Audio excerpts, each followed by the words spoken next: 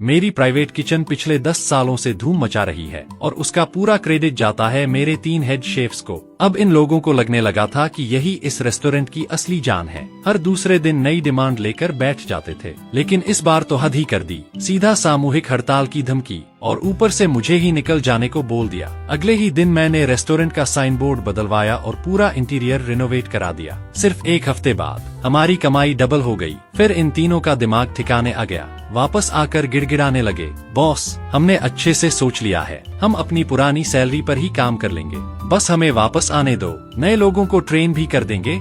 ठीक है, सॉरी, इस पौष्टिक चिकन स्ट्यू को बार बार चलाने की जरूरत नहीं होती। शेफ शू, हम भाइयों को आपसे कुछ कहना है। आज इस रेस्टोरेंट का जो नाम है ना, वो सब हमारे हाथों की कड़छी की वजह से है। तो हमें लगता है कि हमारी अभी की सैलरी हमारी स्किल्स के हिसाब से बहुत कम है। हमें 50% सैलरी बढ़ोतरी चाहिए और रेस्टोरेंट के प्रॉफिट का 30% हिस्सा भी, वरना आज हम लोग यहीं बवाल कर देंगे। अच्छा, बस इतनी सी बात? ये क्या एटीट्यूड है तुम्हारा? मतलब तुम लोगों की ये डिमांड मुझे मंजूर नहीं, और इसी वक्त मैं तुम तीनों के इस्तीफे मंजूर करता हूँ। तुम्हारा पूरा हिसाब अभी क्लियर कर दिया जाएगा। आज के बाद तुम्हें इस किचन में काम करने की जरूरत नहीं है। शू चेन, दिमाग खराब हो गया है क्या तुम्हारा? हम तीनों के बिना तुम्हारा ये प्राइवेट रेस्टोरेंट 2 दिन भी नहीं चलेगा। हमें मत सिखाओ, हमें पता है तुमको लेजर देखने के अलावा कुछ नहीं आता। एक सिंपल सब्जी तक ढंग से नहीं बना सकते। रुको, जब कस्टमर टेबल पलटेंगे ना, तब देखते हैं कैसे हमारे पैरों में गिरकर वापस बुलाते हो।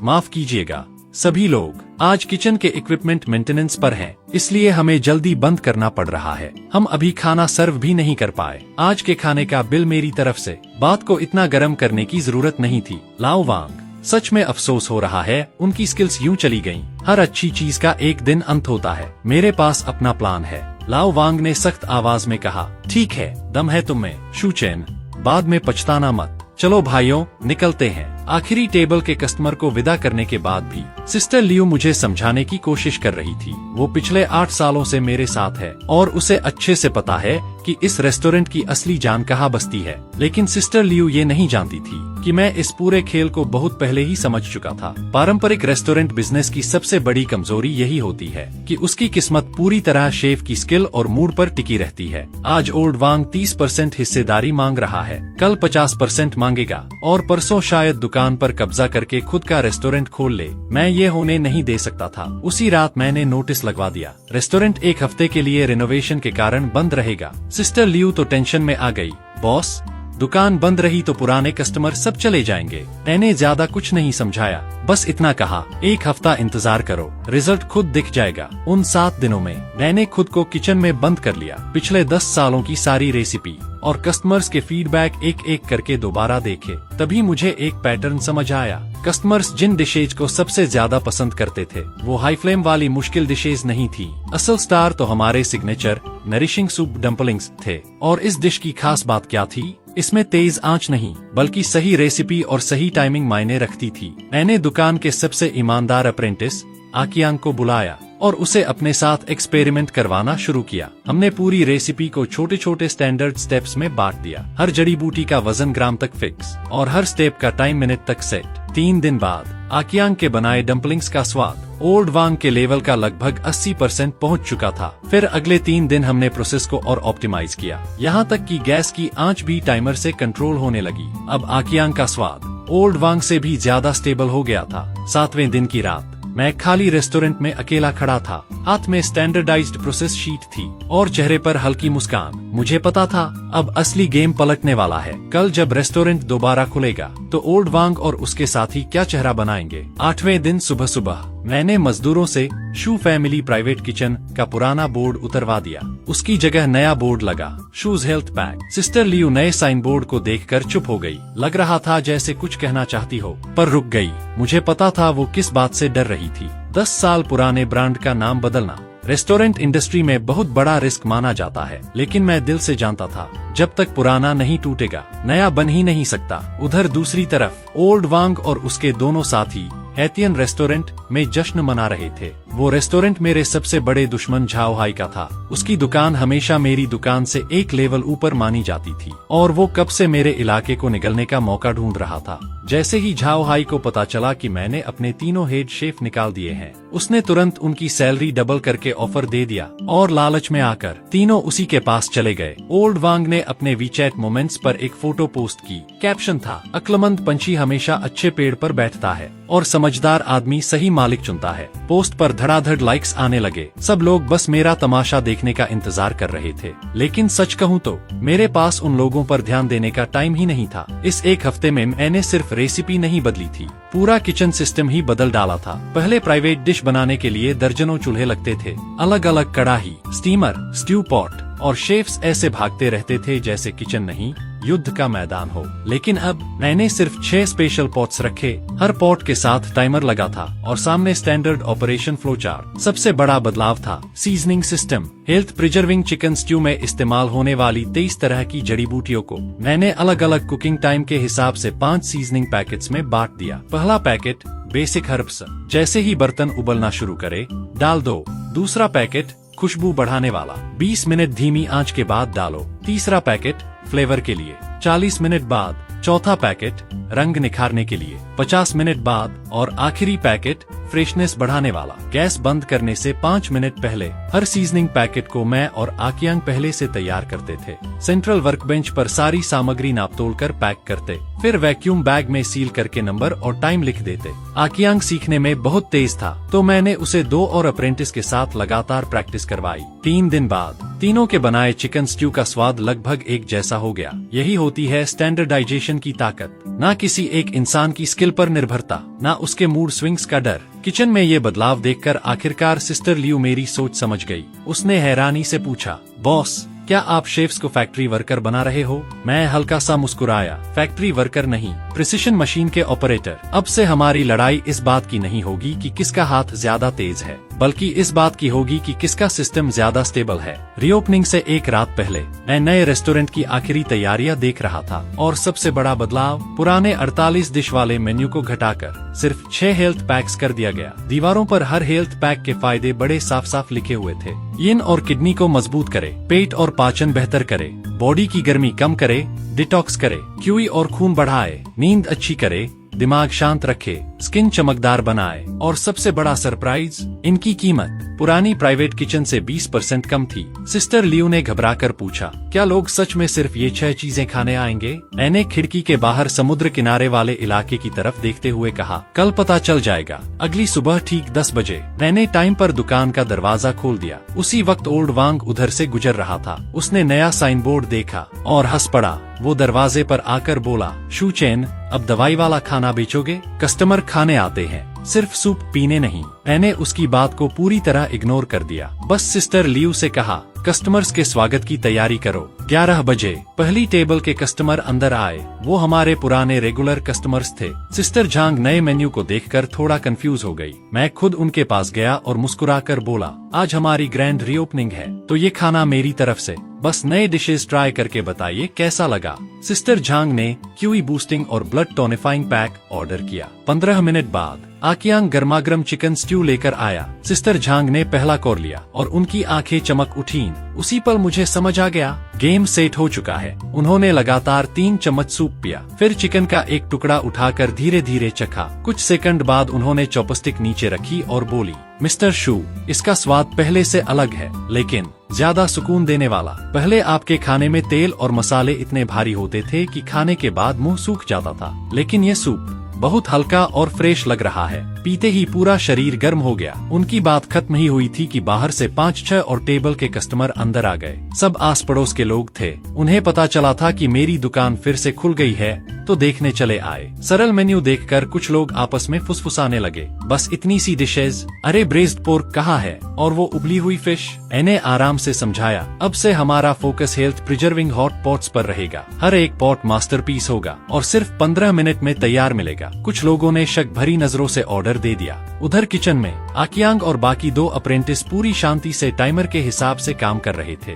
बीप बीप बीप टाइमर लगातार बज रहे थे। हर इंग्रेडिएंट पैकेट बिल्कुल सही समय पर डाला जा रहा था। ना कोई भागदौड़, ना कोई घबराहट। 12 मिनट बाद 6 हेल्थ हॉट पॉट्स एक साथ तैयार हो गए और अगले ही पल पूरे हॉल में ऐसी खुशबू फैली कि सबकी नजरें सीधे किचन की तरफ घूम गईं। ये खुशबू पारंपरिक तले भुने खाने वाले भारी तेल के धुएं जैसी नहीं थी। इसमें जड़ी बूटियों की हल्की महक थी और ताज़ा चिकन की सुगंध मिली हुई थी। ऐसी खुशबू जो सीधे नाक से दिमाग तक जाती थी और सुनते ही पेट में भूख की घंटी बजा दे। बाहर से गुजरने वाले लोग भी रुक रुक कर अंदर झांकने लगे। तभी अचानक ओल्ड वांग अपने दोनों साथियों के साथ अंदर घुस आया। जानबूझकर ऊंची आवाज में बोला, वाह मिस्टर शू, बिजनेस तो बड़ा चमक रहा है। चलो देखूं, बिना शेफ के रेस्टोरेंट में आखिर बन क्या रहा है। वो सीधे सिस्टर झांग की टेबल पर गया, चिकन स्ट्यू की तरफ उंगली दिखाकर बोला, बस यही उबला हुआ चिकन है सिस्टर झांग। आपको तो मेरे स्टर फ्राइड पोर्क किडनी बहुत पसंद थे। वो होती है असली कुकिंग,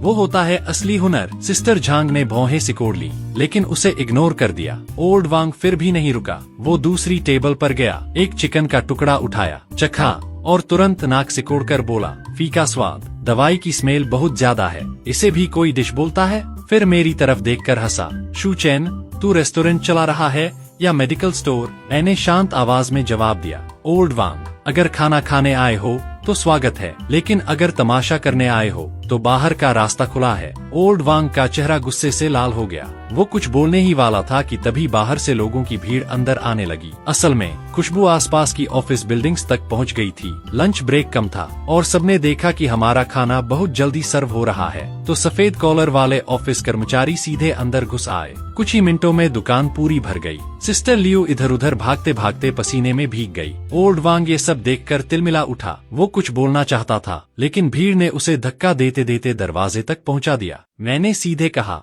साइड हटो, कस्टमर्स का रास्ता मत रोको। दोपहर का सर्विस टाइम 1 बजे खत्म हुआ। मैंने सिस्टर लियू से आज की सेल गिनने को कहा। कैलकुलेटर पकड़ते हुए उसके हाथ कांप रहे थे। बॉस, आज टेबल्स 3 बार फुल होकर बदल चुकी हैं और हमने 86 हेल्थ पैक्स बेच दिए। ये तो आम दिनों की पूरी दिन भर की कमाई के बराबर है। मैंने किचन की तरफ देखा। आकियांग और बाकी लड़के थके हुए थे, लेकिन सब कुछ व्यवस्थित था। ना पहले जैसी अफरातफरी, ना शेफ्स की लड़ाई, ना गलत डिश दोबारा बनाने की बर्बादी। स्टैंडर्डाइजेशन की ताकत पहले ही दिन साफ दिखने लगी थी। शाम को मैं दरवाजे पर खड़ा होकर सामने झाओहाई के रेस्टोरेंट की तरफ देखने लगा। वहाँ खिड़की के पास ओल्ड वांग खड़ा था और गुस्से से मुझे घूर रहा था। मुझे पता था वो अंदर से जल रहा है, लेकिन ये तो बस शुरुआत थी। शाम 5 बजे डिनर सर्विस शुरू होने से पहले ही दुकान के बाहर लाइन लग चुकी थी। किसी ने वीचैट मोमेंट्स पर फोटो डाल दी थी। नई हेल्थ हॉट पॉट दुकान, टेस्टी भी, सस्ती भी और सबसे बड़ी बात, सच में हेल्दी। कमेंट सेक्शन फट पड़ा था। सब लोग एक ही चीज पूछ रहे थे, लोकेशन भेजो, दुकान कहाँ है भाई, हमें भी ट्राई करना है। सिस्टर लियो एक्साइटेड होकर बोली, बॉस, अगर यही हाल रहा ना तो आज की सेल्स डबल हो जाएगी। मैंने हल्का सा सिर हिलाया, लेकिन अंदर ही अंदर मुझे पता था असली लड़ाई अभी शुरू हुई है। झाओहाई इतनी आसानी से हार मानने वालों में से नहीं था, और ओल्ड वांग वो तो बिल्कुल भी नहीं। लेकिन फर्क नहीं पड़ता, क्योंकि मेरे पास वो हथियार था जो उनके पास कभी नहीं होगा। एक ऐसा स्टैंडर्डाइज्ड सिस्टम जिसे बिना किसी खास इंसान पर निर्भर हुए कॉपी भी किया जा सकता था और बड़े लेवल पर फैलाया भी। रात 10 बजे आखिरी कस्टमर को विदा करने के बाद सिस्टर लियू ने आज की फाइनल कमाई बताई। बॉस, आज की इनकम बिल्कुल डबल हुई है। मैंने किचन की तरफ देखा। सारे इंग्रेडिएंट पैकेट्स साफ सुथरे तरीके से रखे हुए थे, पॉट्स चमक रहे थे। उसी पल मुझे एहसास हुआ मैं सही रास्ते पर हूँ। लेकिन अगली सुबह एक ऐसा इंसान आया जिसकी उम्मीद मुझे बिल्कुल नहीं थी। वो था एक फूड ब्लॉगर, लियू शियाओशिन, सोशल मीडिया का बड़ा वी, मिलियंस फॉलोअर्स वाला। उसने आते ही कहा, कल रात मैंने एक लोकल कस्टमर की वीडियो देखी थी, उसमें आपका चिकन हॉट पॉट दिख रहा था। काफी दिलचस्प लगा, इसलिए खुद देखने आ गया। मैं मुस्कुराया, वेलकम वेलकम, इधर बैठिए। लेकिन मुझे अंदाजा नहीं था कि उसकी वीडियो इतना बड़ा धमाका कर देगी। लियू शियाओशिन ने 3 अलग अलग health preserving hot pots order किए। वो खाते खाते वीडियो शूट कर रहा था। कभी हमारे मेडिसिनल इंग्रेडिएंट्स दिखाता, कभी ताज़ा देसी चिकन। वीडियो में उसने कहा, इस रेस्टोरेंट ने मेरी पारंपरिक खानपान वाली सोच ही बदल दी। मालिक ने जटिल चीनी हर्बल फॉर्मूले को एक सटीक इंग्रेडिएंट पैकेट सिस्टम में बदल दिया है। हर पॉट का स्वाद एकदम कंसिस्टेंट है, और सबसे बड़ी बात, ये सच में हेल्दी है। सूप पीने के बाद पूरा शरीर हल्का और फ्रेश महसूस हो रहा है। उसने मेरी दीवार पर लगा वार्मिंग नोट भी शूट किया। सूप पीने के बाद अगर बार बार वॉशरूम जाना पड़े तो घबराइए मत, ट्रेडिशनल हर्बल डाइट शरीर की नमी और टॉक्सिन्स बाहर निकालती है। उसी रात वीडियो वायरल हो गई, 10 लाख से ज्यादा व्यूज। अगली सुबह दुकान के बाहर लंबी लाइन लगी हुई थी। कई लोग तो दूसरे जिलों से सिर्फ इस वायरल हेल्थ पैक को ट्राई करने आए थे। सिस्टर लियू सुबह से रात तक भागती रही, उसे पानी पीने तक का टाइम नहीं मिल रहा था। मुझे तुरंत 3 और वेटर रखने पड़े और किचन में अब 6 अप्रेंटिस शिफ्ट में काम करने लगे। वीकेंड आते आते कमाई ओपनिंग डे से 3 गुना हो चुकी थी। मैं कैश काउंटर के पीछे खड़ा था और लगातार आते कस्टमर्स को देखकर अंदर से पूरी तरह संतुष्ट महसूस कर रहा था। स्टैंडर्डाइजेशन वाला सिस्टम अब असली टेस्ट पास कर चुका था। इतनी भीड़ के बावजूद खाने की क्वालिटी बिल्कुल नहीं गिरी, लेकिन सामने वाला झाओ हाई अब बेचैन होने लगा था। उसका रेस्टोरेंट पहले ही कुछ खास नहीं चल रहा था और अब मेरे यहाँ इतनी भीड़ आने लगी कि उसकी दुकान लगभग खाली पड़ गई थी। झाओ हाई ने गुस्से में ओल्ड वांग को अपने ऑफिस में बुलाया। दरवाजा बंद होते ही सीधा बोला, तुमने नहीं कहा था कि शू चेन तुम्हारे बिना खत्म हो जाएगा? तो फिर उसका बिजनेस अब इतना क्यों उड़ रहा है? इसका जवाब है तुम्हारे पास। ओल्ड वांग की इज्जत वही मिट्टी में मिल गई, लेकिन फिर भी उसने जबरदस्ती हंसी निकालते हुए कहा, अरे बॉस, वो तो बस कुछ जड़ी बूटियों वाला चिकन स्ट्यू है, उसमें ऐसा क्या मुश्किल है? टेंशन मत लीजिए, मैं भी बना सकता हूँ और उसका स्वाद तो उससे भी बेहतर होगा। झाओ हाई की आंखें चमक उठीं। ठीक है, तुम्हें 1 हफ्ता देता हूँ। हमारा खुद का health preserving chicken stew launch करो और सारे कस्टमर्स वापस खींच लाओ। ओल्ड वांग वापस किचन में गया और रेसिपी पर सिर खपाने लगा। उसने मेरे रेस्टोरेंट से एक चिकन स्ट्यू पैक मंगवाया और बैठकर उसे ध्यान से चखा और एनालाइज किया। उसे उसमें एंजेलिका, गोजी बेरी, कोडोनोप्सिस और एस्ट्रागैलस जैसी आम जड़ी बूटियां पहचान में आ गईं, लेकिन उसके दिमाग में एक ही बात चल रही थी, बस इतनी सी चीज। उसे अपनी 20 साल की शेफ वाली एक्सपीरियंस पर बहुत घमंड था। इंग्रेडिएंट्स और मसालों की समझ पर तो उसे पूरा भरोसा था। उसके हिसाब से ये कोई बड़ी बात नहीं थी। 3 दिन बाद एतियन रेस्टोरेंट ने अपना नरिशिंग चिकन स्ट्यू लॉन्च कर दिया। ओल्ड वांग ने अपनी समझ के हिसाब से दर्जनों जड़ी बूटियां उसमें डाल दी। इतना ही नहीं, उसने मात्रा भी ज्यादा रखी ताकि हर्बल खुशबू और तेज लगे। पहली खेप तैयार हुई, उसने खुद चखकर देखा, तुरंत मुस्कुराया, वाह, मेडिसिनल फ्लेवर कितना स्ट्रॉन्ग है, ये तो शू चेन वाले से भी ज्यादा हेल्दी लगेगा। झाओ हाई ने तुरंत दुकान के बाहर बड़ा सा बैनर लगवा दिया। एतियन रेस्टोरेंट पेश करता है मशहूर शेफ द्वारा बनाया गया health preserving chicken hot pot, पहले से ज्यादा असरदार जड़ी बूटियों के साथ। और ग्राहकों को खींचने के लिए उसने कीमत भी मेरी दुकान से 20% कम रख दी। शुरुआत में कुछ कस्टमर्स सच में उसकी तरफ चले गए, लेकिन ज्यादा देर नहीं लगी, समस्या शुरू हो गई। कुछ लोग शिकायत करने लगे, सूप बहुत कड़वा है, जड़ी बूटियों का स्वाद इतना भारी है कि चिकन का असली टेस्ट ही गायब हो गया, पीने के बाद मुंह अजीब कसैला हो रहा है। कुछ और लोग बोले, ये पीने के बाद पेट में अजीब सा लग रहा है, लगता है दवाइयों का कॉम्बिनेशन ही गड़बड़ है। ओल्ड वांग ने इन शिकायतों को बिल्कुल सीरियस नहीं लिया, उल्टा नाक ऊपर करके बोला, इन कस्टमर्स को असली चीज की समझ ही नहीं है। अच्छी दवा हमेशा कड़वी होती है, ये लोग तो शू चेन के बदले हुए स्वाद के आदी हो गए हैं। असल मेडिसिनल खाना ऐसा ही होता है, जितना ज्यादा हर्बल फ्लेवर उतना ज्यादा असर। झाओ हाई आधा मान रहा था, आधा कंफ्यूज था, लेकिन अपनी खाली पड़ी दुकान देखकर वो खुद भी परेशान हो चुका था। उसने ओल्ड वांग को फिर कहा, रेसिपी और सुधारो, कुछ ऐसा बनाओ जो शू चेन से टक्कर ले सके। अब ओल्ड वांग पूरी जिद में आ चुका था। हर दिन किचन में बंद होकर नई नई रेसिपी ट्राई करता, कभी कोई जड़ी बूटी बढ़ाता, कभी घटाता, लेकिन स्वाद का सही बैलेंस उसे मिल ही नहीं रहा था। वो समझ ही नहीं पा रहा था, एक जैसी जड़ी बूटियां इस्तेमाल करने के बावजूद शू चेन का सूप इतना स्वादिष्ट और हल्का कैसे है और मेरा इतना कड़वा? असल जवाब बहुत सिंपल था। चीनी हर्बल मेडिसिन में एक पूरा सिस्टम होता है, मुख्य जड़ी बूटी, सहायक जड़ी बूटी, संतुलन बनाने वाली और असर को सही दिशा देने वाली। हर जड़ी बूटी की मात्रा और उसे डालने का समय सब कुछ सेकंड और मिनट के हिसाब से कंट्रोल होता है। एक छोटी सी गलती स्वाद बिगाड़ सकती है और 1 मिनट की देरी पूरे औषधीय संतुलन को खराब कर सकती है। मैंने ये सब समझने के लिए पूरा 1 हफ्ता लगाया था। पुरानी चीनी मेडिसिन की किताबें पढ़ी और 3 अनुभवी TCM डॉक्टरों से सलाह ली।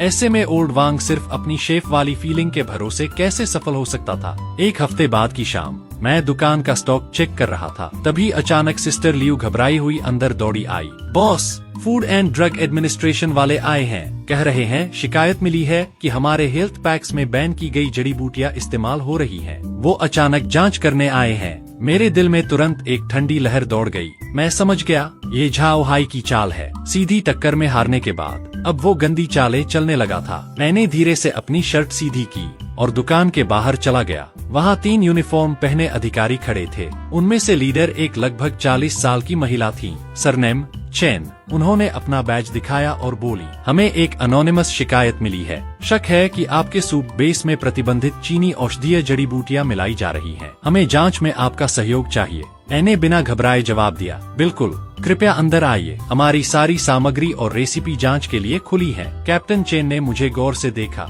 शायद वो मेरी शांति देखकर थोड़ा हैरान थी, क्योंकि आमतौर पर अचानक रेड पड़ते ही रेस्टोरेंट मालिक घबरा जाते हैं और सफाई देने लगते हैं, लेकिन मेरा शांत रवैया उल्टा उन्हें और शक में डाल रहा था। मैं उन्हें सीधे किचन में ले गया, फिर सारे इंग्रेडिएंट पैकेट्स बाहर निकाले और एक एक करके खोलकर दिखाने लगा। मैंने हर पैकेट की जड़ी बूटियों का नाम और उनका काम एक एक करके बताना शुरू किया। एंजेलिका सिनेंसिस खून बढ़ाने के लिए, वुल्फबेरी आँखों की रोशनी बेहतर करने के लिए, कोडोनोप्सिस पिलोसुला शरीर की ऊर्जा बढ़ाने के लिए, एस्ट्रागैलस शरीर की रक्षा क्षमता मजबूत करने के लिए, पोरिया कोकोस पाचन और तिल्ली मजबूत करने के लिए, डायोस्कोरिया पेट को पोषण देने के लिए। कैप्टन चेन ने अपनी लिस्ट निकाली और एक एक करके सब चेक करने लगी। आखिर में पता चला सारी जड़ी बूटियां राष्ट्रीय स्तर पर मंजूर थी, यानी खाने और औषधि दोनों में इस्तेमाल की अनुमति थी। कोई भी प्रतिबंधित चीज नहीं मिली। फिर उन्होंने सप्लाई चेन चेक की। मेरी सारी जड़ी बूटियां लाइसेंस वाले हर्बल मार्केट से खरीदी गई थी। हर खरीद की रसीद, इंस्पेक्शन रिपोर्ट सब फाइल में व्यवस्थित रखा था। कैप्टन चेन ने उन साफ सुथरी फाइलों को देखकर भौं उठाई। बॉस शू, आपका मैनेजमेंट काफी स्टैंडर्डाइज्ड है। मैं मुस्कुराया। फूड सेफ्टी रेस्टोरेंट बिजनेस की सबसे बड़ी लाइन है। यहाँ छोटी सी लापरवाही भी नहीं चल सकती। उसके बाद उन्होंने सूप के सैंपल लिए ताकि लैब में टेस्ट हो सके। मैंने पूरा सहयोग दिया, यहाँ तक कि खुद ही कहा, अगर चाहे तो हमारी पूरी ऑपरेटिंग प्रोसेस भी देख सकते हैं। शेफ अभी यहीं लाइव बनाकर दिखा देंगे। कैप्टन चेन ने सिर हिलाया। आकियांग को इशारा मिला और उसने तुरंत स्टैंडर्ड प्रोसेस के हिसाब से काम शुरू कर दिया। पहले चिकन तैयार किया, फिर पानी उबाला और तय समय के हिसाब से एक एक करके जड़ी बूटियां डालता गया। पूरा प्रोसेस इतना व्यवस्थित था कि हर स्टेप का रिकॉर्ड भी लिखा जा रहा था। कैप्टन चेन ये सब देखकर सोच में पड़ गईं। उन्होंने मुझसे पूछा, ये पूरा सिस्टम आपने खुद बनाया है? मैंने सीधा जवाब दिया, हाँ, मैं सिर्फ एक पारंपरिक रेस्टोरेंट नहीं बनाना चाहता। मैं ऐसा हेल्थ ब्रांड बनाना चाहता हूँ जिसे आसानी से कॉपी और बड़े लेवल पर फैलाया जा सके।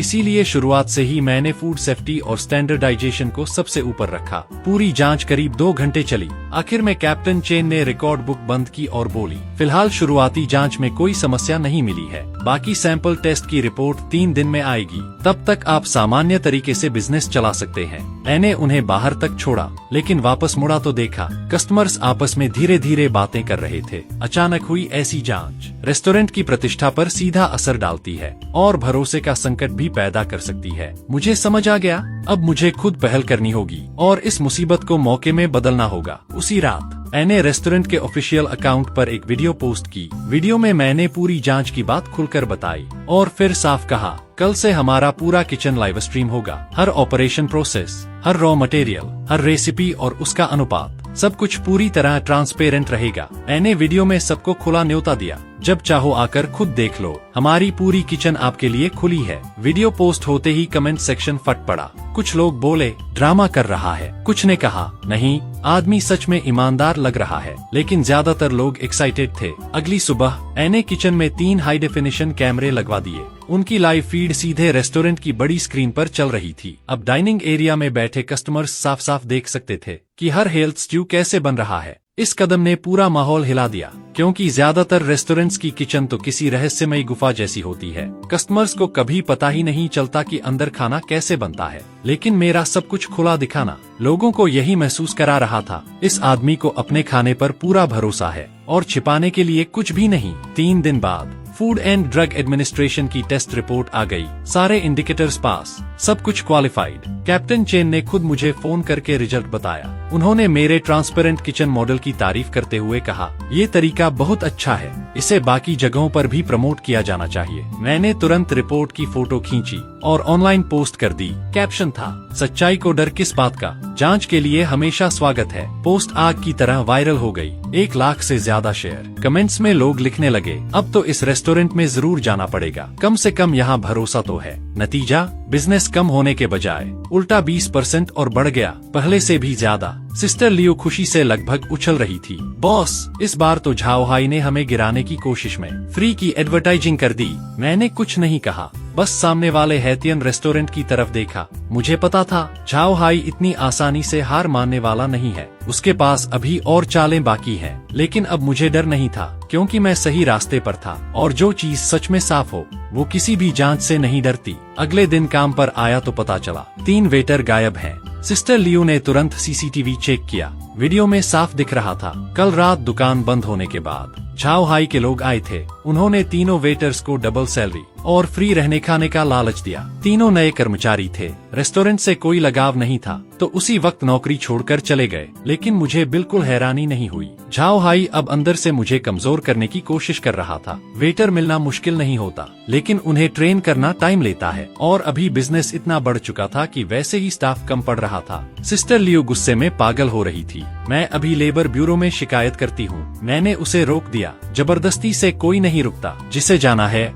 जाने दो, नए लोग रख लेंगे। इतने में सिस्टर लियो का फोन बज उठा। सिस्टर लियो ने फोन उठाया, लेकिन बात करते करते उसका चेहरा अजीब हो गया। फोन कटते ही उसने मेरी तरफ देखा। बॉस, ओल्ड वांग था, कह रहा था वो वापस आना चाहता है, पुरानी शर्तों पर ही काम करेगा, कोई शेयर नहीं मांगेगा, बस एक मौका चाहता है। मैं ठंडा सा हंसा। अच्छा, अब याद आई वापसी? जब गया था तब तो बड़ा शेर बन रहा था। सिस्टर लियो ने धीरे से आह भरी। सुना है झाओ हाई का बिजनेस दिन ब दिन गिरता जा रहा है। ओल्ड वांग और बाकी दोनों को 2 महीने से सैलरी नहीं मिली, और झाओ हाई रोज गालियां देता है। वो लोग ठीक से हेल्थ चिकन स्ट्यू भी नहीं बना पा रहे। ओल्ड वांग को अब सच में पछतावा हो रहा है। मैंने सिर हिलाया। शूज हेल्थ चिकन स्ट्यू को अब पारंपरिक शेफ की जरूरत नहीं है। मुझे ऐसे लोग चाहिए जो सिस्टम फॉलो कर सकें, न कि खुद को भगवान समझने वाले मास्टर शेफ। सिस्टर लियो फिर मुझे मनाने वाली थी, लेकिन मैंने हाथ उठाकर रोक दिया। मुझे पता था वो बुरा नहीं सोच रही। उसके हिसाब से ओल्ड वांग और उसकी टीम स्किल्ड थे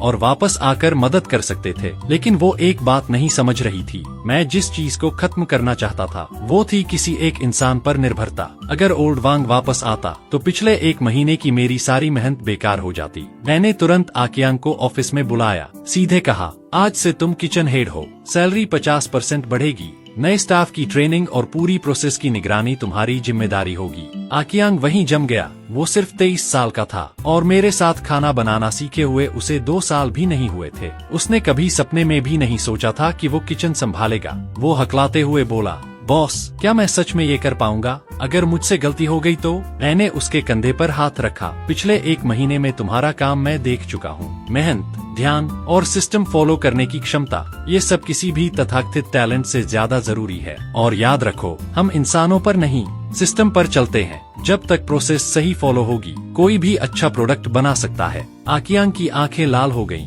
उसने जोर से सिर हिलाया। मुझे पता था, मैंने सही इंसान चुना है। ये लड़का मेरे स्टैंडर्डाइज्ड सिस्टम का सबसे मजबूत स्तंभ बनेगा। स्टाफ वाली समस्या सुलझने के बाद मैंने अगले कदम के बारे में सोचना शुरू किया। अभी दुकान में सिर्फ 6 हेल्थ पैक्स थे। हालांकि सब हिट थे, लेकिन एक समय बाद लोग बोर हो जाते। मुझे प्रोडक्ट लाइन और बेहतर करनी थी, और उसके लिए मुझे एक प्रोफेशनल न्यूट्रिशनिस्ट चाहिए था। तभी मुझे अपने कॉलेज की क्लासमेट याद आई, सू छिंग। ग्रेजुएशन के बाद से ही वो एक टॉप टियर हॉस्पिटल में काम कर रही थी। सू छिंग न्यूट्रिशन और ट्रेडिशनल चीनी डाइट थेरेपी की बहुत बड़ी एक्सपर्ट थी, इसलिए मैंने उसे कॉल करके दुकान पर बुलाया। जब वो आई तो मैंने आकियांग से 6 अलग अलग हेल्थ पैक्स बनवाकर उसे टेस्ट करवाए। वो खाते खाते लगातार नोट्स लिख रही थी। आखिर में उसने चॉपस्टिक नीचे रखी और बोली, शूचेन, तुम्हारी बेस फॉर्मूला बहुत मजबूत है, लेकिन अभी भी इसे और बेहतर बनाया जा सकता है। मैंने तुरंत पूछा, कैसे? सू छिंग ने समझाया, जैसे ये क्यूई बूस्टिंग और ब्लड टॉनिफाइंग पैक। अगर इसे चारों मौसम के हिसाब से एडजस्ट किया जाए तो इसका असर और बढ़ जाएगा।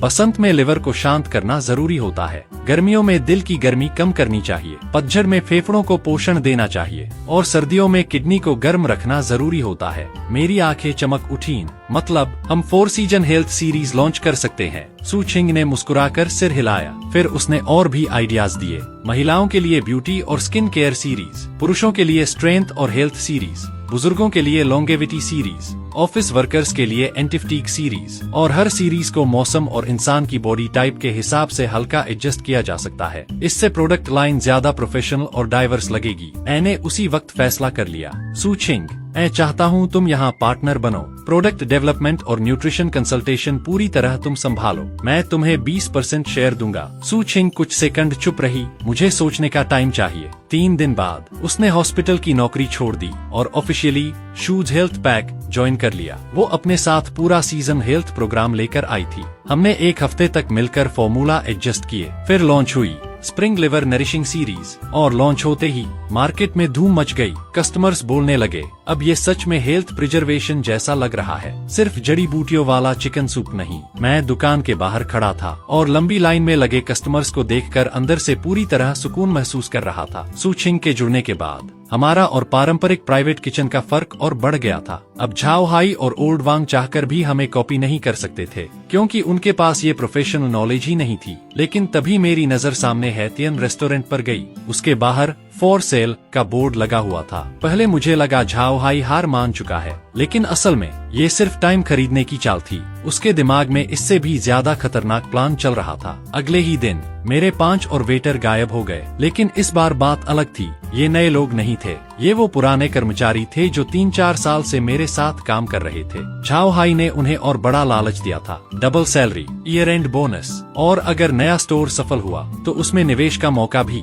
सिस्टर लियू गुस्से से पैर पटकने लगी। झाओ हाई बिल्कुल बेशर्म हो गया है। वो साफ साफ हमारे सारे स्टाफ को तोड़ने में लगा है। बॉस, हमें किसी तरह लोगों को रोकना होगा। सिस्टर लियू गुस्से से फट पड़ी, लेकिन मैं शांत था। मैंने दुकान की भीड़ भाड़ को देखा और अचानक मुझे एक बड़ी समस्या समझ आई। हमारा बिजनेस जितना बढ़ रहा था, उतना ही हम इंसानी स्टाफ पर ज्यादा निर्भर होते जा रहे थे। वेटर्स को ऑर्डर लेना पड़ता था, खाना सर्व करना पड़ता था, टेबल साफ करनी पड़ती थी। अगर झाओ हाई इसी तरह लोगों को खरीदता रहा तो मैं हमेशा नए लोग भर्ती करता रहूंगा, उन्हें ट्रेन करता रहूंगा और हमेशा उसके हिसाब से नाचता रहूंगा। मुझे ये समस्या जड़ से खत्म करनी थी। उसी शाम मैंने एक स्मार्ट कैटरिंग इक्विपमेंट कंपनी से संपर्क किया। उनके पास self ordering system, intelligent food delivery robot और ऑटोमेटिक कुकिंग मशीनें थीं। अगले दिन मैंने उनके टेक्निकल डायरेक्टर को दुकान पर बुलाया। उसका सरनेम लिन था, करीब 30 साल का टेकलवर बंदा। उसने हमारा किचन लेआउट और ऑपरेटिंग सिस्टम देखा और तुरंत एक्साइटेड हो गया। शूज हेल्थ पैक का स्टैंडर्डाइज्ड सिस्टम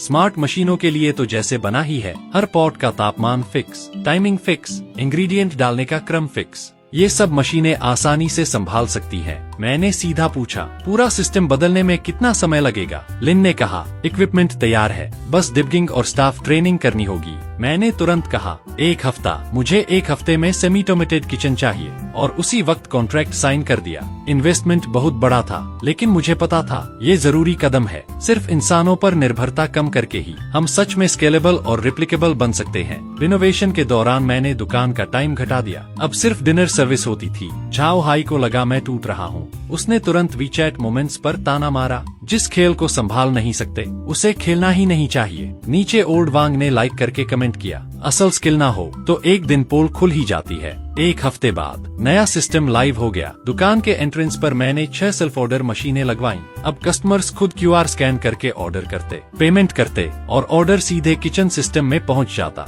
किचन के 6 मुख्य कुकिंग स्टेशन पूरी तरह स्मार्ट मशीनों में बदल दिए गए। अब आकियांग को सिर्फ तैयार चिकन और सीजनिंग पैकेट मशीन में डालना होता था। बाकी सब आंच कंट्रोल, टाइमिंग, इंग्रेडिएंट डालना सब मशीन खुद करती थी। खाना तैयार होते ही डिलीवरी रोबोट सीधे सही टेबल तक पैक पहुंचाता। जो काम पहले 10 लोग मिलकर करते थे, अब वही काम 5 लोग ज्यादा तेजी और कम गलती के साथ कर रहे थे। रीओपनिंग वाले दिन कई कस्टमर्स सिर्फ इस स्मार्ट सिस्टम को देखने आए। सबको ये नया और फ्यूचर जैसा लग रहा था। लोग फोटो खींच कर सोशल मीडिया पर डाल रहे थे। एक टेक ब्लॉगर ने तो पूरा आर्टिकल लिख दिया, ट्रेडिशनल कैटरिंग का भविष्य, शूज हेल्थ पैक की इंटेलिजेंट क्रांति। आर्टिकल पर 10 लाख से ज्यादा व्यूज आए। सू छिंग किचन में खड़ी मशीनों को देखकर दंग रह गई। शू चेन, तुम तो पूरा कैटरिंग इंडस्ट्री का मतलब ही बदल रहे हो। भविष्य में ब्रांच खोलना सिर्फ इस सिस्टम को कॉपी करने जितना आसान होगा। सू छिंग की बात सुनकर मैंने सिर हिलाया। यही तो मेरा असली लक्ष्य था, किसी इंसान पर नहीं, सिर्फ सिस्टम पर निर्भर बिजनेस। उधर झाओ हाई की हालत दिन ब दिन खराब होती जा रही थी।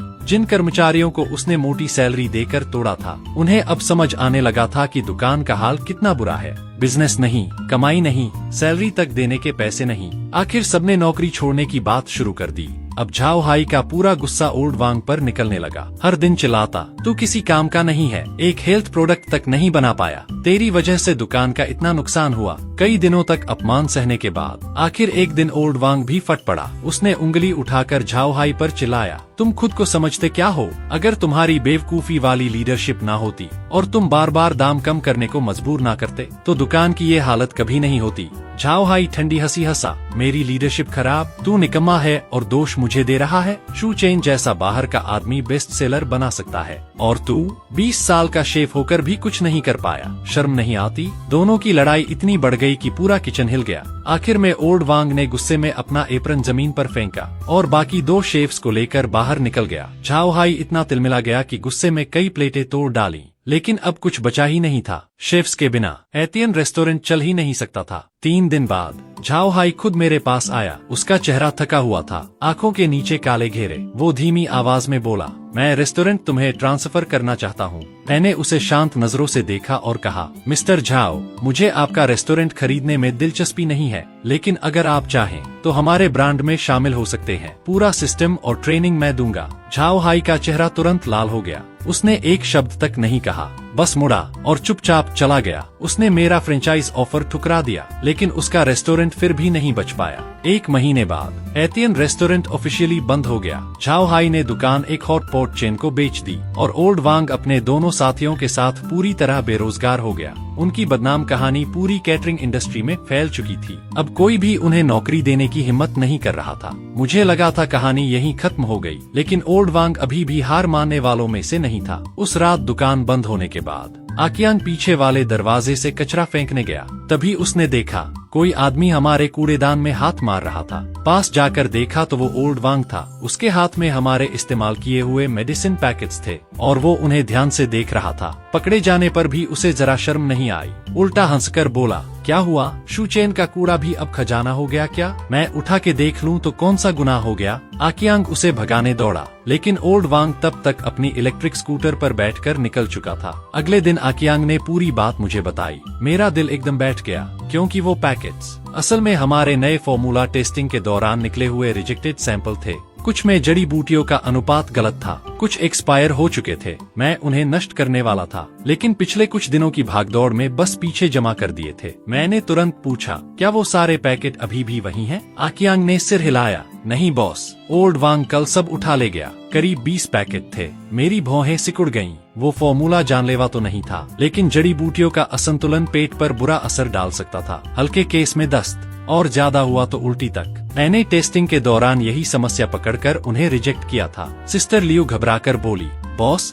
पुलिस बुलाए, ये चोरी नहीं मानी जाएगी। मैंने सिर हिलाया, कूड़ा चोरी नहीं कहलाता, और वैसे भी मैं देखना चाहता हूँ वो इन खराब फॉर्मूलों का क्या करता है। जवाब ज्यादा देर में नहीं मिला। 1 हफ्ते बाद पुराना हेतियन रेस्टोरेंट नए नाम के साथ फिर खुल गया। नया बोर्ड चमक रहा था, ओल्ड वांग हेल्थ पॉट। नीचे बड़े बड़े अक्षरों में लिखा था, 20 साल के अनुभवी शेफ द्वारा तैयार, असली चीनी herbal formula, shoes health pack से भी ज्यादा ऑथेंटिक, कीमत 30% कम और ऊपर से ग्रैंड ओपनिंग ऑफर, 1 खरीदो 1 फ्री। तभी मुझे समझ आया, झाओ हाई अभी भी हेल्थ पॉट मार्केट छोड़ना नहीं चाहता था। उसने फिर से ओल्ड वांग को पैसे देकर वापस बुला लिया था और दोनों ने मिलकर नया गेम शुरू कर दिया। ओल्ड वांग ने मेरे खराब रिजेक्टेड फॉर्मूलों को जोड़ तोड़कर अपनी समझ से एक नकली ऑथेंटिक रेसिपी बना ली थी। शुरुआती कुछ दिनों में काफी लोग वहां जाने लगे। कुछ लोग सस्ती कीमत देखकर गए, कुछ जिज्ञासा में, और कुछ इसलिए क्योंकि हमारी दुकान में लंबी लाइन लगती थी। सामने की दुकान में भीड़ देखकर सिस्टर लियू थोड़ी परेशान हो गई। बॉस, वो लोग इतनी सस्ती कीमत पर बेच रहे हैं, क्या हमें भी प्राइस कम नहीं करना चाहिए? सिस्टर लियू घबराकर बोली। मैंने आराम से चाय का घूंट लिया। कुछ करने की जरूरत नहीं, बस बैठकर तमाशा देखो। सूचिंग ने भी सामने वाली दुकान का मामला नोटिस किया। वो खुद ओल्ड वांग की दुकान से 1 पैक खरीद कर लाई, फॉर्मूला चेक किया, 1 चम्मच चखा और तुरंत भौहें सिकोड़ ली। इस रेसिपी में दिक्कत है, जड़ी बूटियों का अनुपात पूरी तरह बिगड़ा हुआ है। गर्म और ठंडी प्रकृति वाली चीजों का बैलेंस ही नहीं है। ज्यादा खाने पर लोगों का पेट जरूर खराब होगा। मैंने धीरे से सिर हिलाया। मुझे पता है, वो वही रिजेक्टेड फॉर्मूला है जिसे मैंने फेंक दिया था। ओल्ड वांग को लगा उसने खजाना पा लिया, लेकिन असल में वो टाइम बम उठा लाया। मेरी माँ थोड़ी परेशान होकर बोली, अगर लोग बीमार पड़ गए और फिर दोष हमारे ऊपर डाल दिया तो? आखिर वो भी हेल्थ पैक ही बेच रहा है। लेकिन मैं पहले से तैयार था। मैंने सिस्टर लियू से दुकान में एक बड़ा नोटिस लगवाया, शूज हेल्थ प्रिजर्वेशन फॉर्मूला हमारी एक्सक्लूसिव रिसर्च और पेटेंटेड रेसिपी है। मार्केट में बिक रहे किसी भी नकली प्रोडक्ट का हमारी दुकान से कोई संबंध नहीं है। कृपया केवल ऑफिशियल चैनल से ही खरीदे। मैंने वही स्टेटमेंट ऑनलाइन भी पोस्ट कर दिया। अगले एक हफ्ते तक ओल्ड वांग का बिजनेस काफी अच्छा चला। वो रोज वीचैट मोमेंट्स पर फोटो डालता। कैप्शन, पुराना अदरक ज्यादा तीखा होता है, असली हुनर की कॉपी नहीं हो सकती। नीचे लोग कमेंट करते, पुराने मास्टर शेफ पर भरोसा है। लेकिन मैंने कोई जवाब नहीं दिया।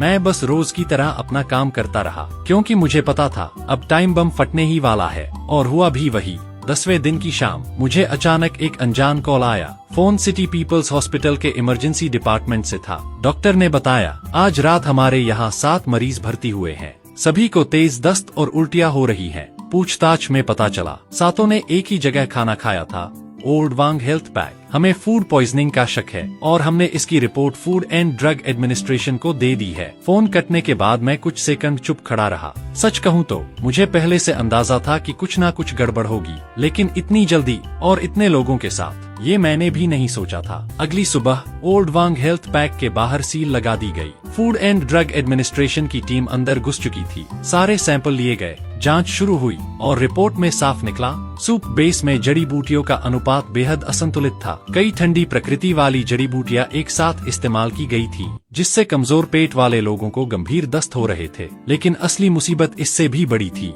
कुछ जड़ी बूटियां एक्सपायर हो चुकी थीं और उनमें फफूंदी लग चुकी थी। यही असली फूड पॉइजनिंग का कारण निकला। ये मामला इंटरनेट पर आग की तरह फैल गया। अस्पताल में भर्ती मरीजों ने अपनी मेडिकल बिल्स और ओल्ड वांग की दुकान की रसीदें ऑनलाइन पोस्ट कर दी। कैप्शन था, हेल्थ पैक निकला जहर, सब लोग सावधान रहें। कमेंट सेक्शन फट पड़ा। कई लोगों ने लिखा, हमने भी वहाँ खाया था, अस्पताल तो नहीं जाना पड़ा, लेकिन पेट जरूर खराब हुआ था। लोकल न्यूज चैनल्स भी तुरंत कूद पड़े। हेडलाइंस चलने लगी, नकली हेल्थ पैक्स से कई लोग बीमार, लापरवाह मालिक पर जांच शुरू। रिपोर्टर्स ने पीड़ितों का इंटरव्यू लिया। सबका एक ही जवाब था, हम तो 20 साल के अनुभवी शेफ के नाम पर भरोसा करके गए थे। किसे पता था खाना खाकर अस्पताल पहुंचना पड़ेगा। उधर हालात बिगड़ते देख झाओ हाई ने तुरंत अपना रंग बदल लिया। उसने प्रेस कॉन्फ्रेंस कर डाली। कैमरे के सामने बोला, मैं सिर्फ इन्वेस्टर था, रेसिपी और दुकान का पूरा ऑपरेशन ओल्ड वांग संभाल रहा था। उसने एक एग्रीमेंट भी दिखाया जिसमें साफ लिखा था कि प्रोडक्ट क्वालिटी की पूरी जिम्मेदारी ओल्ड वांग की है। आखिर में उसने घोषणा कर दी,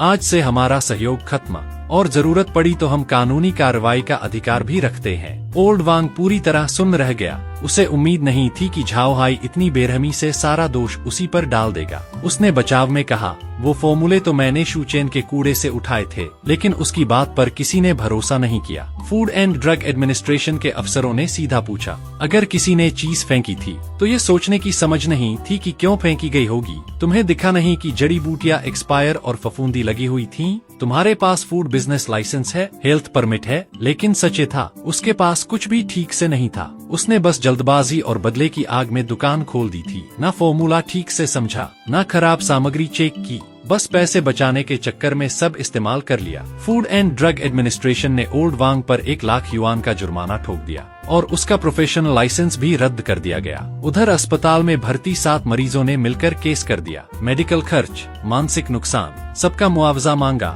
एक ही झटके में ओल्ड वांग पर 2 लाख युआन से ज्यादा का कर्ज चढ़ गया और उसे पूरी कैटरिंग इंडस्ट्री से ब्लैकलिस्ट कर दिया गया। उसके साथ काम करने वाले बाकी 2 शेफ भी बच नहीं पाए। हालांकि उन्होंने खुद रेसिपी नहीं बनाई थी, लेकिन किचन स्टाफ होने के नाते फूड सेफ्टी की जिम्मेदारी उन पर भी थी। उन्हें भी जुर्माना भरना पड़ा और इंडस्ट्री में उनकी इमेज पर हमेशा का दाग लग गया। तीनों की जिंदगी पूरी तरह बर्बाद हो गई। अब कोई भी बड़ा रेस्टोरेंट उन्हें नौकरी देने को तैयार नहीं था। यहाँ तक कि छोटी दुकानों ने भी मुंह फेर लिया। तीनों रोज जॉब मार्केट में भटकते रहते थे। जैसे ही लोग सुनते कि वो ओल्ड वांग हेल्थ पैक से आए हैं, भर्ती करने वाले तुरंत सिर हिला देते, नहीं चाहिए। ओल्ड वांग एक दिन सड़क किनारे बैठा था, सामने शूज हेल्थ पैक के बाहर लगी लंबी लाइन को देखता रहा और अचानक रो पड़ा। उसे वो दिन याद आने लगे जब वो शू चेन की दुकान में काम करता था। हाँ, सैलरी बहुत बड़ी नहीं थी, लेकिन स्थिर थी, इज्जत थी। त्योहारों पर शू चेन बोनस और लाल लिफाफे देता था। कभी तनख्वाह लेट नहीं हुई और हमेशा कर्मचारियों के साथ सम्मान से पेश आता था।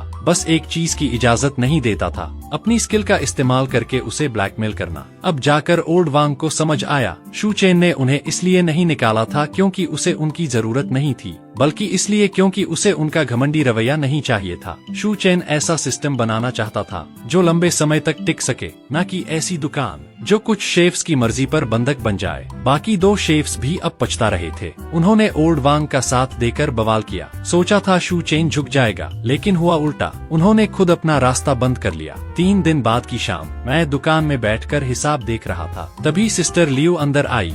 बॉस, ओल्ड वांग और बाकी दोनों बाहर घुटनों पर बैठे हैं। मैं दरवाजे तक गया। सामने ओल्ड वांग और उसके दोनों साथी सच में जमीन पर घुटने टेक कर बैठे थे। बाल बिखरे हुए, कपड़े सिकुड़े हुए। उनकी हालत देखकर यकीन करना मुश्किल था कि यही लोग कभी इतने घमंडी थे। आसपास काफी भीड़ जमा हो गई थी। कुछ लोग खाने आए कस्टमर्स थे, कुछ राह चलते तमाशा देखने रुक गए थे। ओल्ड वांग ने सिर उठाया। उसकी आंखें सूजकर लाल हो चुकी थीं। कांपती आवाज में बोला, शू चेन, हम गलत थे, हम एहसान फरामोश निकले। हमें आपको ऐसे ब्लैकमेल नहीं करना चाहिए था। इन दिनों बहुत सोचा, तब समझ आया कि आपने हमारे साथ हमेशा अच्छा व्यवहार किया। वो रोते हुए बोला, हमें वापस आने का एक मौका दे दो। पुरानी शर्तें मंजूर हैं, ना शेयर चाहिए, ना बोनस, बस काम मिल जाए। बाकी दोनों शेफ्स भी सिर झुकाकर जमीन पर माथा टेकने लगे। हम कुछ भी करेंगे, अप्रेंटिस बनकर काम करेंगे, गंदा काम, भारी काम, सब करेंगे, बस हमें भूखा मत मरने दो। भीड़ में फुसफुसाहट शुरू हो गई। कुछ लोग उन्हें पहचान गए। अरे, ये वही हेल्थ पैक वाले शेफ नहीं है? कुछ लोग मजाक उड़ा रहे थे, कुछ को उन पर दया भी आ रही थी। सिस्टर लियू धीरे से मेरे पास आई और बोली, बॉस, अब इनके पास सच में कोई रास्ता नहीं बचा। मैंने उसकी बात बीच में ही रोक दी। फिर धीरे धीरे ओल्ड वांग के सामने जाकर खड़ा हो गया। शांत आवाज में बोला, ओल्ड वांग, याद है जाते वक्त तुमने क्या कहा था? तुमने कहा था कि कस्टमर्स तुम्हारी कुकिंग स्किल को पहचानते हैं, मेरी दुकान के नाम को नहीं। तुमने कहा था तुम लोगों के बिना मेरी दुकान एक दिन भी नहीं चलेगी। ओल्ड वांग ने सिर और नीचे झुका लिया। उसकी आवाज भर्रा गई। उस वक्त मैं अंधे गुस्से में था। बेवकूफी की बातें कर दी। बॉस शू, कृपया हमें माफ कर दीजिए। मैंने धीरे से सिर हिलाया। मैं तुमसे नफरत नहीं करता ओल्ड वांग, लेकिन तुम्हारी वही बातें साबित करती हैं कि तुम अब यहाँ लौटने के लायक नहीं हो। मैंने दुकान के अंदर लगे स्मार्ट कुकिंग सिस्टम की तरफ इशारा किया। मेरी किचन को अब किसी मास्टर शेफ की जरूरत नहीं है, न किसी के खास हाथ की। मुझे सिर्फ ऐसे लोग चाहिए जो स्टैंडर्ड प्रोसेस को ईमानदारी से फॉलो कर सकें, हर स्टेप सही तरीके से करें। लेकिन तुम लोग हमेशा यही सोचते रहे कि सबसे जरूरी तुम्हारी खुद की स्किल है। तुम कभी समझ ही नहीं पाए कि असली ताकत स्टैंडर्डाइजेशन में होती है। ओल्ड वांग घबराकर बोला, हम सीख लेंगे, हम बदल जाएंगे, हमें नए लोगों की तरह ट्रेन कर लो। मैंने लंबी सांस छोड़ी। बात ये नहीं कि मैं मौका नहीं देना चाहता, बात ये है कि अब तुम इस इंडस्ट्री के लिए फिट नहीं रहे। तुम्हारा प्रोफेशनल लाइसेंस रद्द हो चुका है। मैं चाहूँ भी तो तुम्हें काम पर नहीं रख सकता। फिर कुछ सेकंड रुककर मैंने साफ कहा, और सच बोलूं, अगर ये कानूनी दिक्कत भी ना होती तब भी मैं तुम्हें वापस नहीं रखता। मैंने दुकान के अंदर देखा।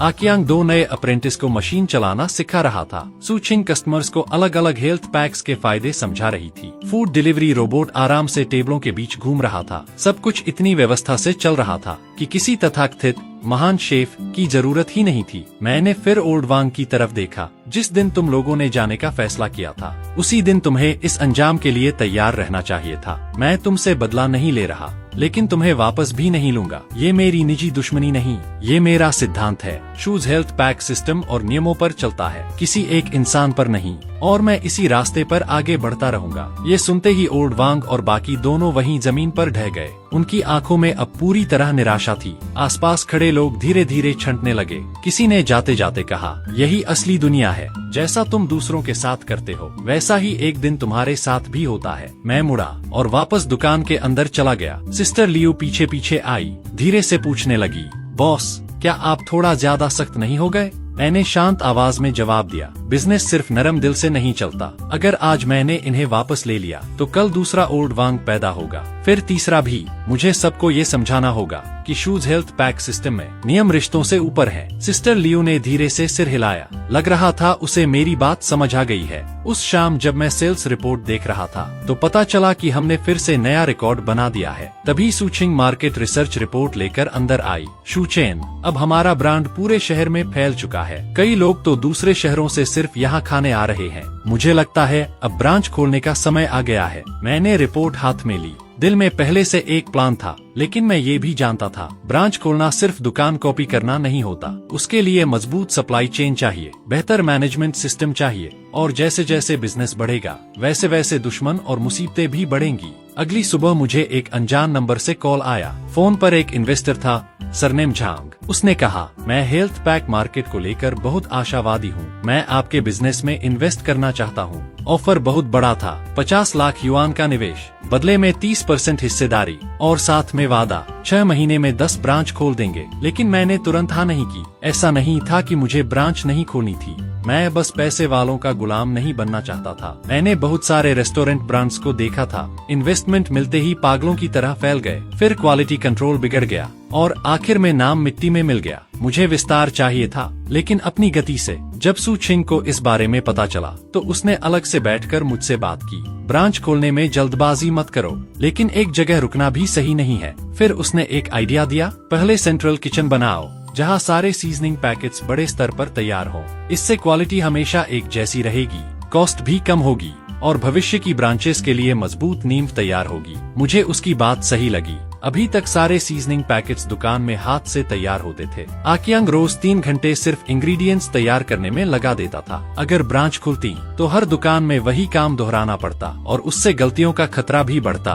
मैंने तुरंत एक फूड प्रोसेसिंग फैक्ट्री ढूंढी, फिर उनके साथ कॉन्ट्रैक्ट मैन्युफैक्चरिंग डील फाइनल की। मैंने उन्हें अपनी फॉर्मूला और स्टैंडर्ड प्रोसेस दिए। अब वो बड़े पैमाने पर सीजनिंग पैकेट्स तैयार करने वाले थे। हर पैकेट पर अलग पैकेजिंग और QR कोड लगाया गया, जिससे उसका बैच नंबर और प्रोडक्शन डेट ट्रैक हो सके। अब भविष्य की ब्रांचेस को बस सेंट्रल किचन से पैकेट्स खरीदने होंगे और तय प्रोसेस फॉलो करनी होगी। पूरा सेंट्रल किचन तैयार होने में 1 महीना लग गया और जैसे ही मैं ब्रांच प्लान लॉन्च करने वाला था, तभी अचानक मेरे सप्लायर लाओली का फोन आया। उसकी आवाज भारी थी, शूचेन, मैं अब तुम्हें माल सप्लाई नहीं कर पाऊंगा। मैं एकदम चुप रह गया। लाओली पिछले 5 सालों से मेरा चिकन सप्लायर था और उसने कभी मुझे निराश नहीं किया था। मैंने तुरंत पूछा, अचानक क्या हुआ? लेकिन वो हिचकिचाने लगा। सीधे जवाब देने की बजाय बस इतना बोला, किसी ने ज्यादा कीमत देकर पूरा माल खरीद लिया है। मैं मजबूर हूँ। मुझे तुरंत कुछ गड़बड़ लगी। मैंने 3 और सप्लायर्स को कॉल किया, लेकिन सबका जवाब लगभग एक जैसा था, सप्लाई पहले ही बुक हो चुकी है, फिलहाल आपको माल नहीं दे सकते। उसी पल मुझे समझ आ गया,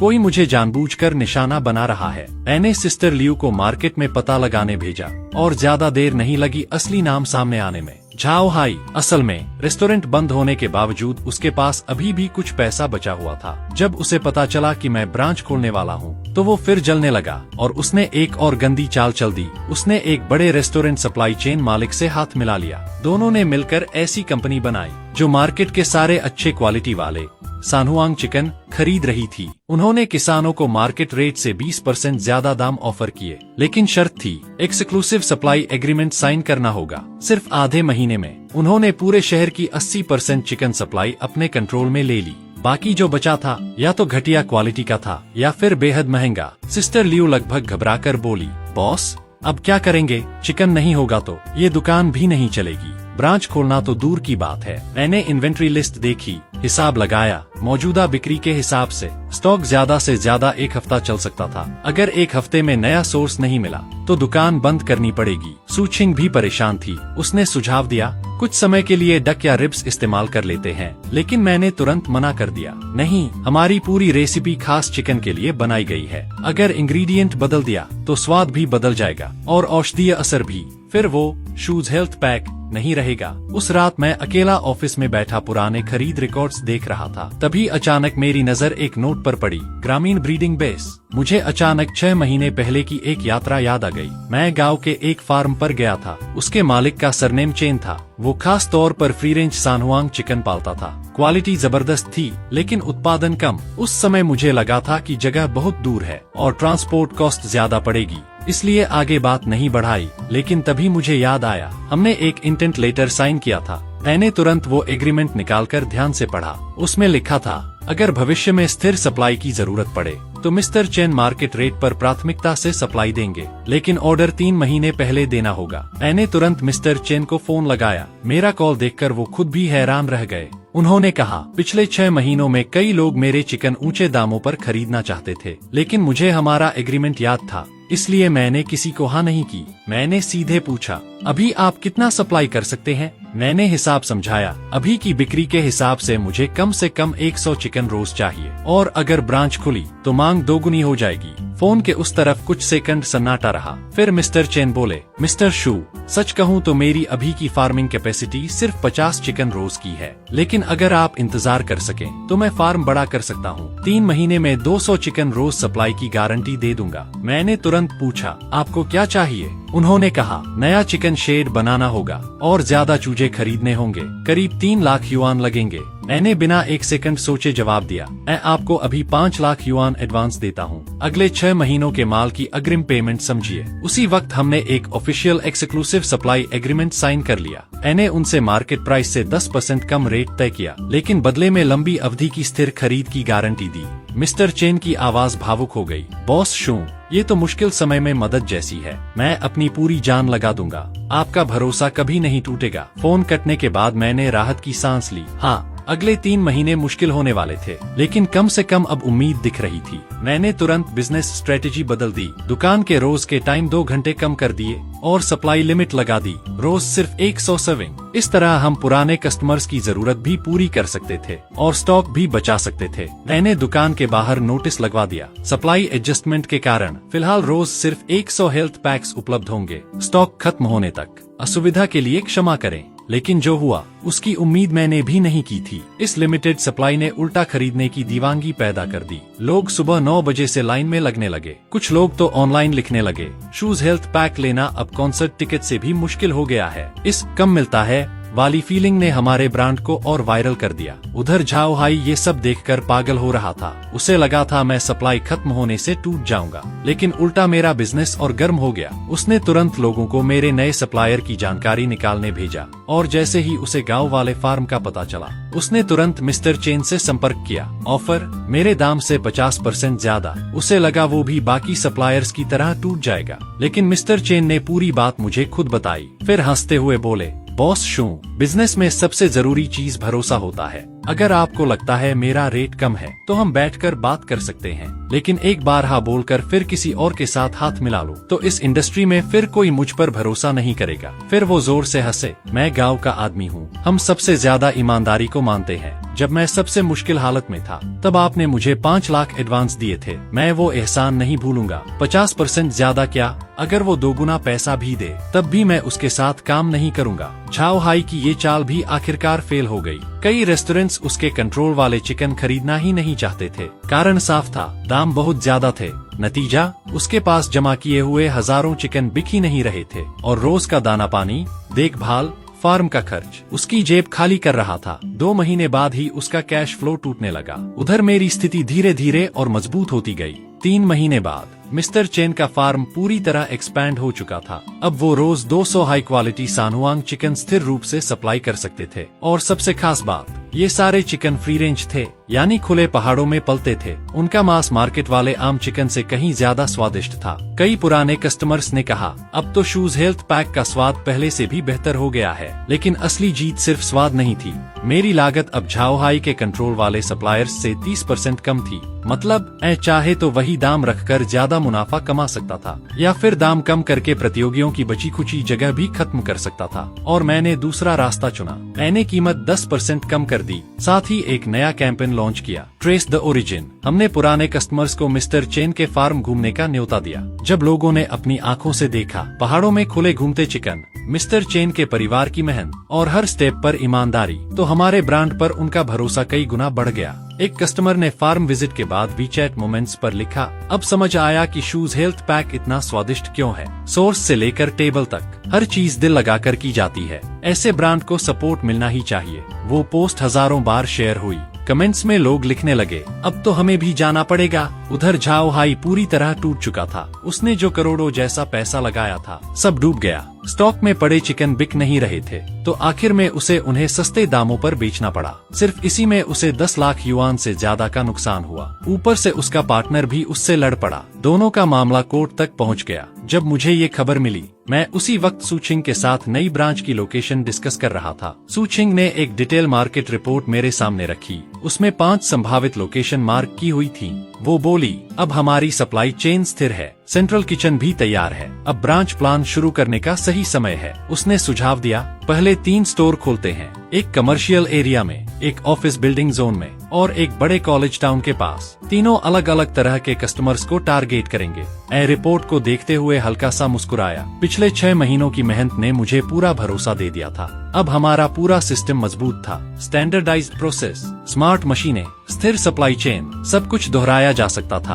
अब मुझे डर नहीं था कि ब्रांच हाथ से निकल जाएंगी, क्योंकि हर छोटी बड़ी चीज सख्ती से कंट्रोल की जा रही थी। मैं पहली ब्रांच की लीज साइन करने ही वाला था, तभी सिस्टर लियू घबराई हुई अंदर भागती आई। बॉस, बहुत बड़ी मुसीबत हो गई। तो मैंने बिल्कुल भी एक्सपेक्ट नहीं किया था कि तुम लोग सच में इतने कमेंट करा दोगे, लेकिन मैं हारने वाला नहीं हूँ। अगली बार जब नेक्स्ट पार्ट आएगा तब वीडियो के ऊपर 2000 लाइक्स होंगे। और हाँ, मेंबरशिप ऑन कर दी है, ले लो, वहाँ तो गारंटीड नेक्स्ट पार्ट मिलेगा। तब तक के लिए मिलते हैं नेक्स्ट वीडियो में।